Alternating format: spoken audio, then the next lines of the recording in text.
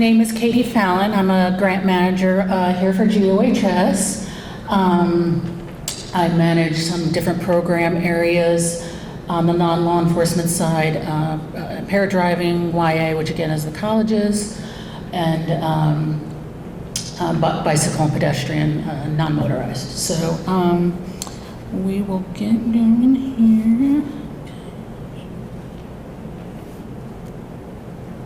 All right. So there's an agency information form that you'll see within the RFP. We also have some hard copies here today. But what you'll want to do to get started before you even, get into the system and start the application is you need to fill out that agency information form, and that will get you, once we input that information, you will get your login credentials for GMS. So you need to do that first before, to actually get into the system to start the application. The project director or authorized official can add users to the agency. And what you'll do is once you get logged in and everything, or get your login credentials, you'll click on that grantee administrator up in the right-hand corner. And you'll go to add users, and that's where you can add, your, if you're the authorized official, you'll add the agency administrator and financial contact. If you're the agency administrator, you're the financial contact and the authorized official, who is usually the, the highest ranking for schools. It might be, the department president or the, the highest ranking, the president of the school, whatever the case may be. So you'll click on Add User there, and this is pretty simple. Add user form, their name, the contact information, address, all that good stuff.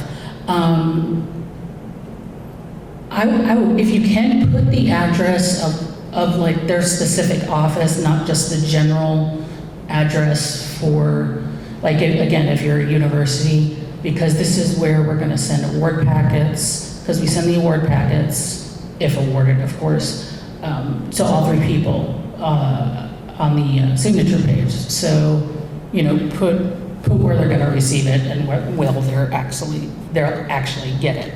So again, just put in all this this information, and so again, the authorized official, usually the highest ranking person in your organization, the project director or agency administrator. That's going to be the person who works the grant.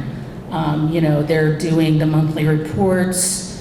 They're working with the financial contact to do the claims, and the agency staff sometimes does the claims, sometimes does the whatever is easiest for you guys. But the project director, the agency administrator, is going to be the main contact on the grant.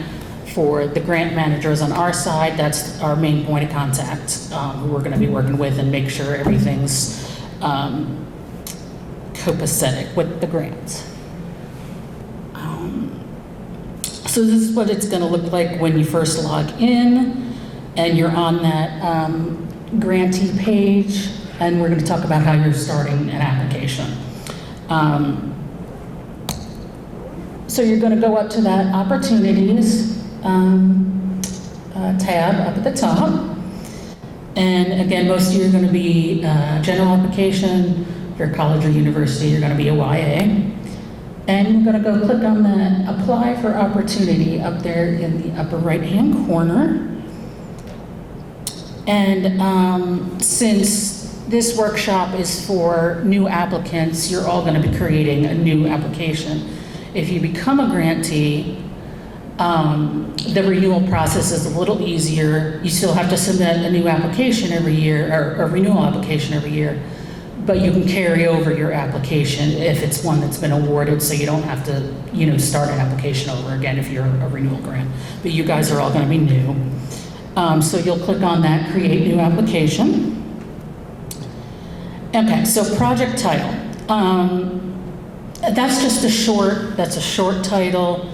For instance, for my bike safety grantees, they might have something like Bike Walk Chatham County. You know, it's just a simple title for the grant and the program that you're doing.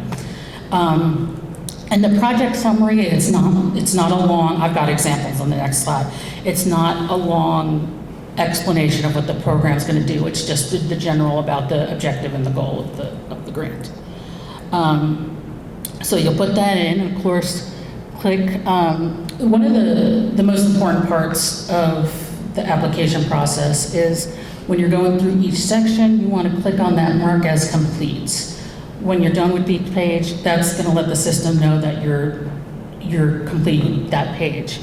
And what's convenient about that is on another slide, you'll see that it'll have a list of all the pages in the application, and it'll either have a green check mark or a red X. So you'll be able to see if you skipped a section or didn't mark it as complete. So it's a good visual to let you know where you need to go back to. So save, as you go along. And these are some examples of project summaries, and you can go ahead and read there. It'll promote bicycle safety by providing education, education and helmets, or social norming campaign designed to increase prevention knowledge, positive behaviors. You might be a motorcycle safety grant. Again, just a simple 1 or 2 sentences, of the goal of the program. And again, this is all going to be available, so you don't have to be, thinking you have to memorize it, or, you'll be able to download it yourself. So again, that's what the application project information page looks like. Again, don't forget to click that mark as complete link for each page you go through, and you save and close, and thank you whoever's got the pointer. Who was that? Roger. I figures it was Roger.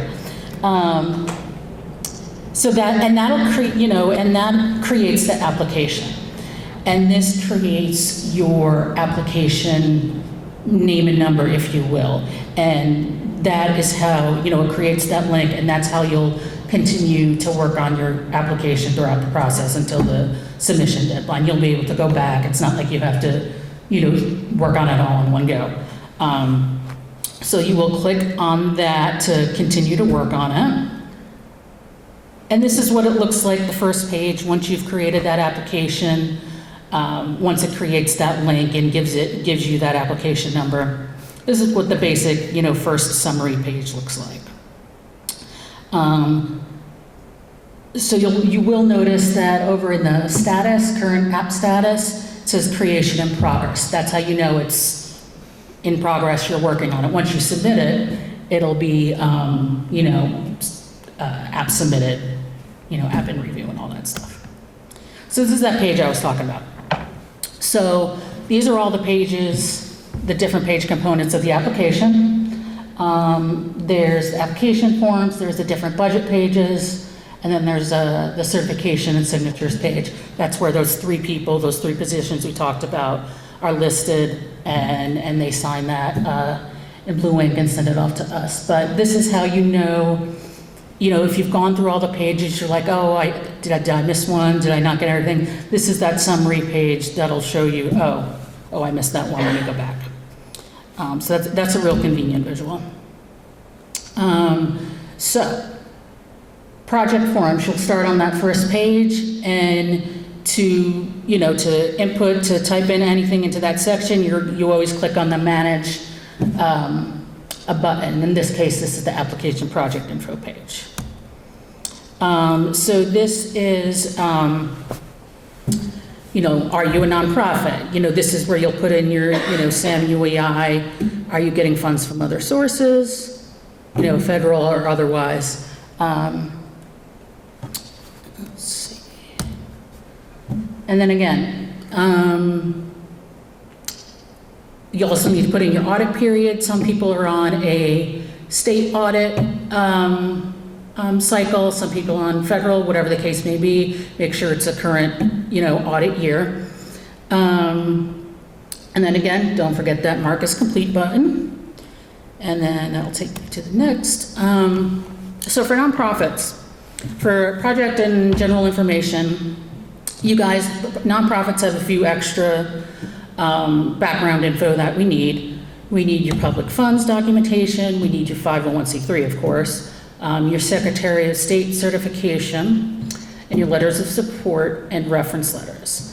And again, as Scarlett mentioned, those letters of support and reference letters can't be older than 2 years. So if you've got an older one, you know, and start that now, because sometimes, you know, when you're getting a letter of recommendation, say from, you know, this is someone on the city council or another local community organization, you know, they might have to go through a process to give an official letter of recommendation. So if you need new ones, you know, make sure you start that now so you're not at the deadline when submission time comes.